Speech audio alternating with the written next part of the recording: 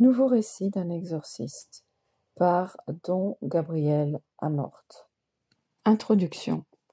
Je ne m'explique pas le grand succès de mon précédent livre, Un exorciste raconte. Un succès certainement inespéré et dépassant sa valeur. Cela me fait penser à une phrase du livre des Proverbes. Le discours, le meilleur, est celui qui est opportun, qui est fait au bon moment. C'était le sujet qu'il fallait aborder aujourd'hui. J'en ressentais vraiment l'urgence, la nécessité. Et je ne cacherai pas ma satisfaction non seulement pour la diffusion rapide du livre, mais aussi parce que j'ai vu beaucoup de choses bouger. J'en relève quelques-unes.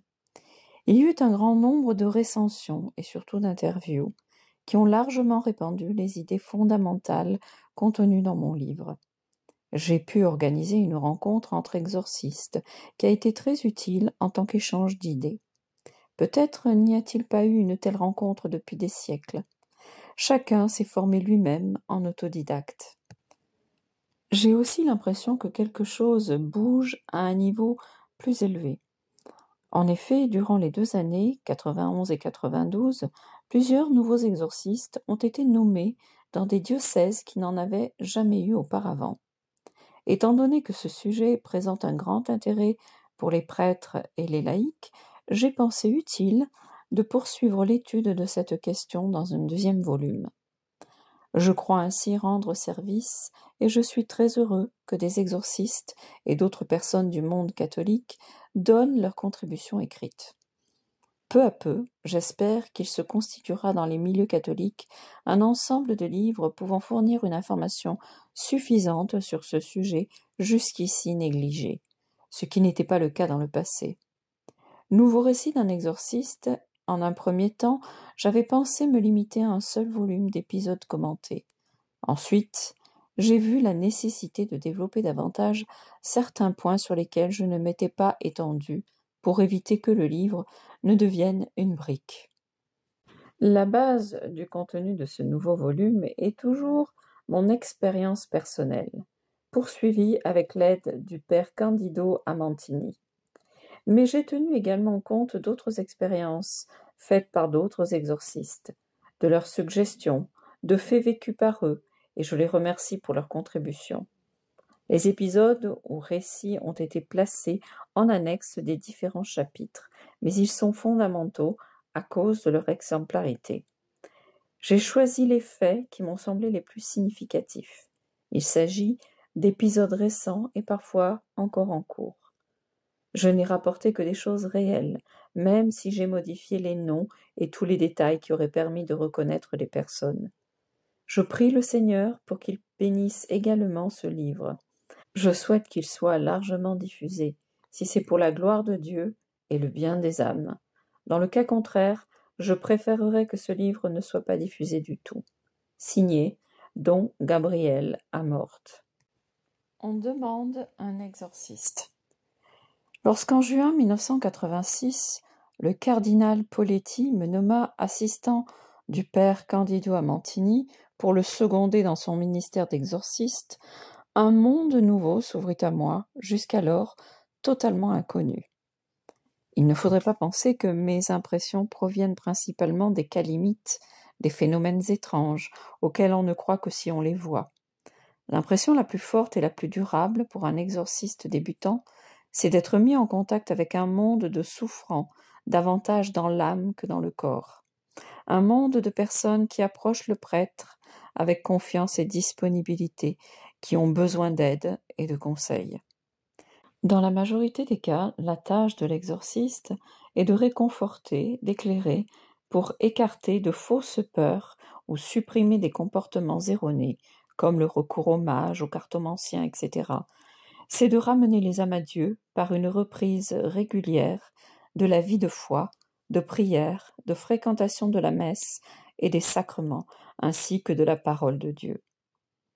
Dans mon désormais long ministère sacerdotal, je n'avais jamais eu précédemment autant d'occasions de ramener au Seigneur, à l'Église, des personnes isolées et même des familles entières. La plupart n'ont pas besoin d'exorcisme, mais d'une conversion sincère. Puis j'ai découvert toujours plus combien est grande et croissante aujourd'hui la demande d'exorcistes et, malheureusement, combien est inadéquate la réponse et la préparation des hommes d'Église dans le monde catholique. Ce sont là les 2 points que je veux étudier dans ce chapitre introductif.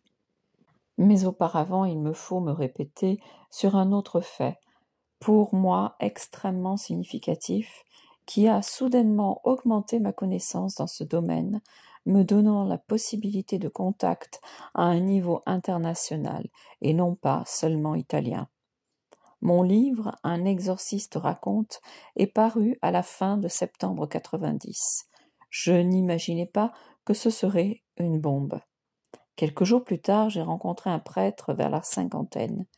Il m'a arrêté et me dit « J'ai lu votre livre d'un trait. Je vous assure que ce que vous avez écrit de la première à la dernière ligne, ce sont des choses dont personne ne m'avait jamais parlé. » Par la suite, j'ai reçu plusieurs lettres qui m'ont fait grand plaisir parce qu'elles étaient très qualifiées, venant d'exorcistes. Tous affirmaient approuver inconditionnellement mon livre. Alors a commencé la longue série de recensions et d'interviews. Télévision, radio, presque toutes les plus grandes revues, surtout profanes. En 91, Radio Maria, écoutée dans toute l'Italie, a consacré à mon livre une série d'émissions, du 12 février au 24 septembre, habilement dirigée par le père Livio. Inutile de dire que ce fut la voie la plus efficace pour faire connaître mon livre et les idées qu'il présente. À cela s'ajoutent en grand nombre des conférences, des lettres, des rencontres qui m'ont toujours mieux fait connaître les 2 points dont je veux parler ici, même si ce n'est que de façon succincte. En premier lieu, pourquoi la demande d'exorciste est-elle aujourd'hui si étendue? Pouvons-nous dire que le démon est plus déchaîné en notre temps que par le passé? Pouvons-nous dire que les cas de possession diabolique et d'autres maléfices mineurs sont en augmentation? Ces questions m'ont sans cesse été posées, et ma réponse est franchement affirmative. Le rationalisme, l'athéisme prêché aux masses et la corruption dérivant de la civilisation de consommation occidentale ont déterminé une baisse effrayante de la foi. Et c'est mathématique. Lorsque la foi baisse, la superstition augmente. Ensuite, de nos jours, l'augmentation de la superstition est due à de nombreux facteurs. Le cinéma, la télévision, la radio, les journaux sont souvent devenus les canaux non seulement de la pornographie, mais également de la magie, du spiritisme, de l'occultisme, des rites orientaux. De plus, certains rassemblements de masse, certains enregistrements, certaines discothèques diffusent des messages subliminaux, du rock satanique ou autre chose semblable.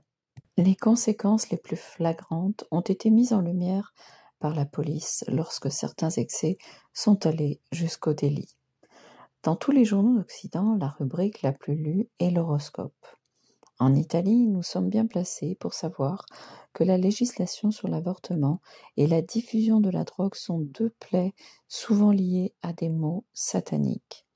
Le 30 octobre 91, la 3e section pénale de la Cour de cassation a émis une sentence par laquelle elle déclare que l'activité de chiromancie est une source légale de revenus, sujette à l'imposition sur les revenus au même titre que la graphologie, l'astrologie et les disciplines paranormales. Une enquête montre que les Italiens qui recourent aux mages, aux sorciers, chiromanciens, cartomanciens, etc., seraient plus de 12 millions.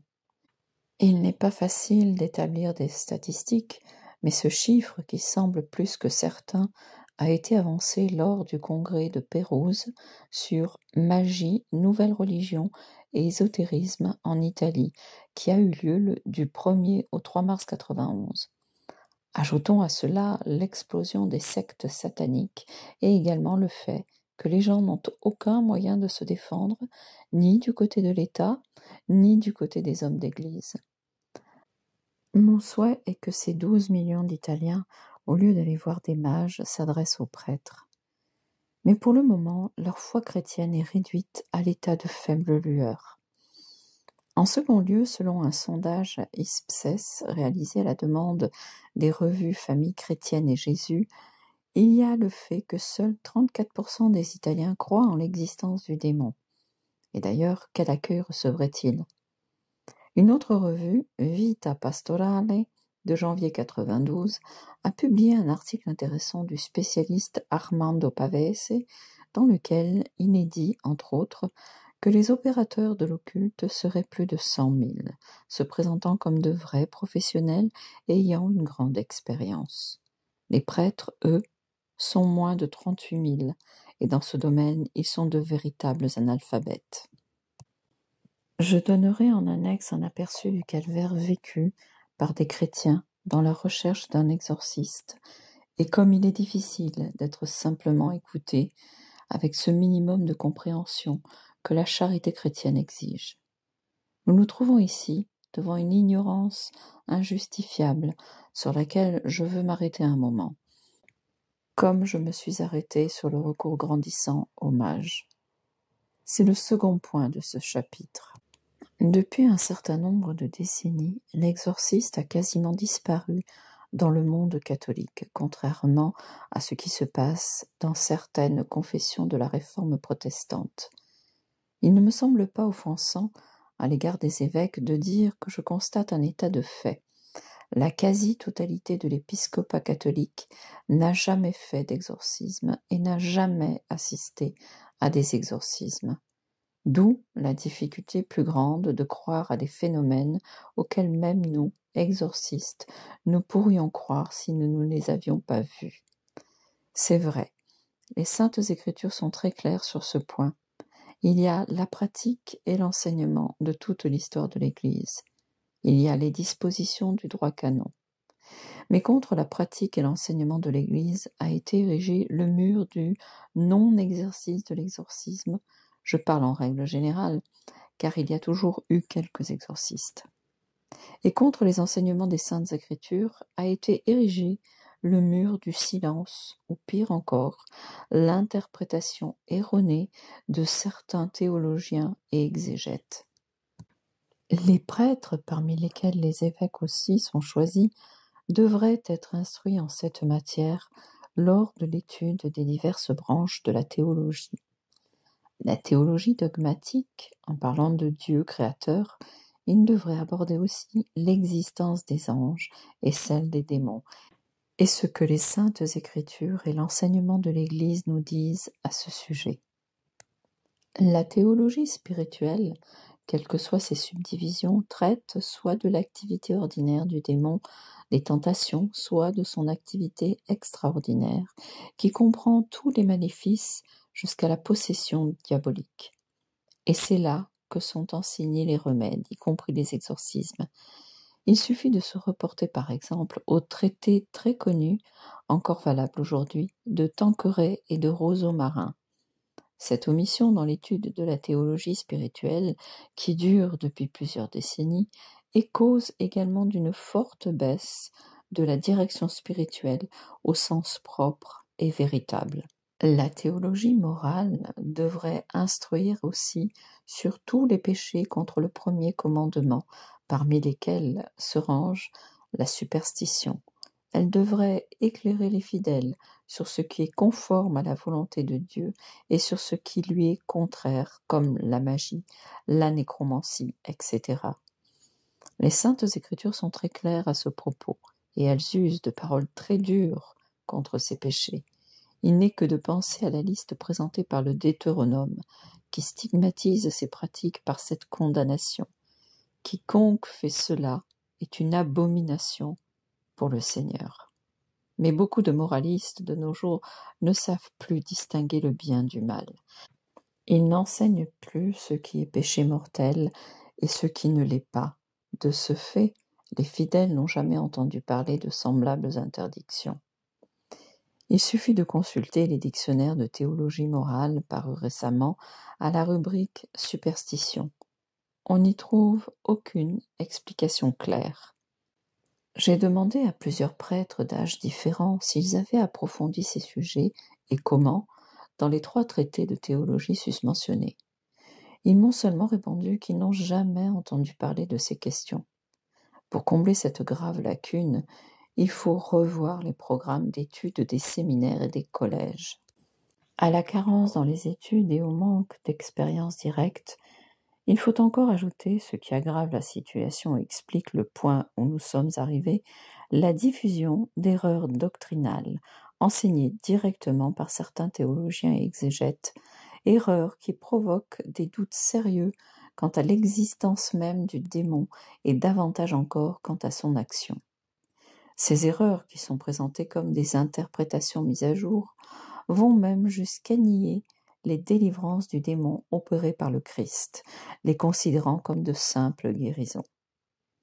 Contre de telles erreurs, la voix de l'autorité ecclésiastique s'est élevée avec clarté dans un document sur la démonologie publié par l'Osservatore Romano du 26 juin 1975 et ensuite inséré parmi les documents officiels du Saint-Siège. J'en ai donné les passages les plus importants dans mon précédent livre, Un exorciste raconte. Mais le fruit de cette triple cause, omission dans l'étude, dans la prédication, aucune pratique des exorcismes, erreur doctrinale, explique au moins en partie la situation de notre peuple qui se tourne vers les mages, comme nous l'avons vu, et cela explique aussi l'attitude incrédule des ecclésiastiques. Je ne cesse de le répéter, il s'agit d'une situation objective, en partie inconsciente, à laquelle se trouvent confrontés aujourd'hui les hommes d'Église. Les prêtres, durant leurs études au séminaire, n'ont pas eu de préparation en ce qui concerne l'existence de Satan, son action, les manières de le combattre, les causes de la chute dans les maléfices. Et ceci parce que dans les cours de théologie, on néglige sur ces questions les enseignements de la théologie dogmatique, de la théologie spirituelle et de la théologie morale, comme nous l'avons vu précédemment. La plupart des prêtres n'ont jamais procédé à des exorcismes. Ils n'ont pas non plus assisté à des exorcismes. Et ils sont souvent influencés par certains courants de la théologie et de l'exégèse qui ne suivent plus la saine doctrine de l'Église, estimant qu'elle est dépassée et digne du Moyen Âge pour ce qui est de l'existence et de l'action du démon. Voilà pourquoi les personnes ne trouvent plus auprès des hommes d'Église ni enseignement, ni compréhension, ni aide, ni même simple écoute. Alors, ils se tournent vers les mages. Des statistiques significatives et terrifiantes ont aussi été publiées en ce qui concerne les théologiens italiens. Je dis que ce sont des statistiques terrifiantes, parce que, en substance, on arrive à cette conclusion. Un tiers des théologiens ne croient pas à l'existence de Satan. 2 tiers y croient en théorie, mais ne croient pas à son action concrète et refusent d'en tenir compte dans leur activité pastorale. Dans ces conditions, il reste peu de place pour ceux qui y croient et y pourvoient. Ce sont des exceptions, et ils doivent agir à contre-courant en étant fréquemment objet de railleries et souvent contrecarrés dans leur action. Pour arriver à ces conclusions, je me suis basée sur des statistiques établies en Allemagne occidentale en 1974 et publiées également dans la revue Concilium. J'y ajoute celles publiées dans l'ouvrage Diavoli, Demoni, Possessioni. Toutes ces données proviennent de nombreux articles de théologie et de ma connaissance directe. À la fin de ce chapitre, je publie les raisons pour lesquelles l'un des théologiens français les plus connus est en désaccord avec tant d'autres. Les statistiques citées concernent les théologiens, mais leur influence sur la mentalité courante du clergé est évidente. Il n'a pas été fait de statistiques directement auprès des prêtres, mais je crois que les résultats seraient fort semblables. Leur comportement pratique le laisse en tout cas supposer. Certains ont été étonnés ou même scandalisés parce que dans mon livre « Un exorciste raconte », j'ai rapporté les réponses de certains évêques, tout en recommandant de ne pas généraliser, parce que là où il y a des exorcistes, il y a évidemment des évêques sensibilisés à ces problèmes. Je rappelle quelques-unes de ces réponses, parmi les plus fréquentes. Ouvrez les guillemets. Par principe, je ne nomme pas d'exorciste. Ou bien, je crois seulement à la parapsychologie. Ou bien, je voudrais savoir qui vous a mis ces stupidités dans la tête. Fermez les guillemets. J'exorcise en ce moment un jeune homme que son évêque a refusé de voir, pour lequel il a refusé de nommer un exorciste, accusant les parents, qui insistaient pour qu'on les aide, les possédés du démon. C'est vous deux. Mes rencontres avec les évêques ont toujours été empreintes de beaucoup de cordialité, même si je n'ai pas obtenu en fin de compte une adhésion concrète. Cependant, je n'ai jamais perdu mon audace d'ancien membre de la FUCI, Fédération universitaire catholique italienne. À un évêque, j'ai dit « Vous êtes le successeur des apôtres par voie de nomination, mais il dépend de vous d'en être l'imitateur. Et si vous ne faites pas d'exorcisme, vous n'agissez pas comme eux ont agi. » Avec un autre évêque, j'ai été plus ferme encore. Je lui ai suggéré « Mettez une belle pancarte à la porte de l'évêché avec cette inscription « Dans ce diocèse, on ne fait pas d'exorcisme parce qu'on ne croit pas à la promesse du Seigneur qu'en son nom, nous pouvons chasser les démons. Ceux qui veulent des exorcismes, qu'ils s'adressent aux anglicans, aux pentecôtistes ou aux baptistes, qui eux croient à la parole du Seigneur et font des exorcismes. » J'y ai gagné une promesse. Je vais réfléchir à ce problème. Je crois que le prochain chapitre donne les bases pour une telle réflexion.